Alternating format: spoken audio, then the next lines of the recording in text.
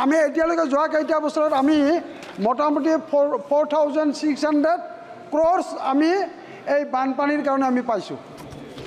কিন্তু আজিৰ দিনটোত অসমৰ জনসাধাৰণে এনেধৰণৰ এই 4,600 এনেধৰণে পিছমিল হিচাপে তাৰমানে কেন্দ্ৰীয় চৰকাৰৰ পৰা টকা পোৱাটো বিচৰা নাই।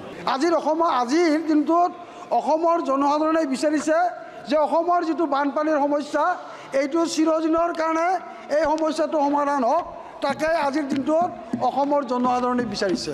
আমি বিচাৰিছোঁ যে অসমৰ আজিৰ দিনটোত যে আমাৰ মাননীয় মুখ্যমন্ত্ৰীয়ে বিচাৰিছে, মাননীয় মুখ্যমন্ত্ৰীয়ে টুইট কৰিছে যে আমি 4,600 টকা পাইছোঁ, কোটি টকা পাইছোঁ, কিন্তু এইটোৱে তাৰমানে এনেধৰণে আমাৰ সমস্যাটো সমাধান নহ'ব। আমাৰ সমস্যাটো চিৰদিনৰ কাৰণে সমস্যা সমাধান হ'ব লাগিলে এটা তেনেধৰণৰ প্ৰকল্প ল'ব লাগিব। গতিকে যিটো কথা আজি এই বাজেটত উল্লেখ কৰা হৈছে, এই বাজেটত উল্লেখ কৰা ধৰণে আমি বিচাৰিছোঁ যে অসমৰ যিটো বানপানী আৰু গৰাখহনীয়াৰ সমস্যা, এই বানপানী আৰু গৰাখহনীয়াৰ সমস্যাটো চিৰদিনৰ কাৰণে সমাধান হওক।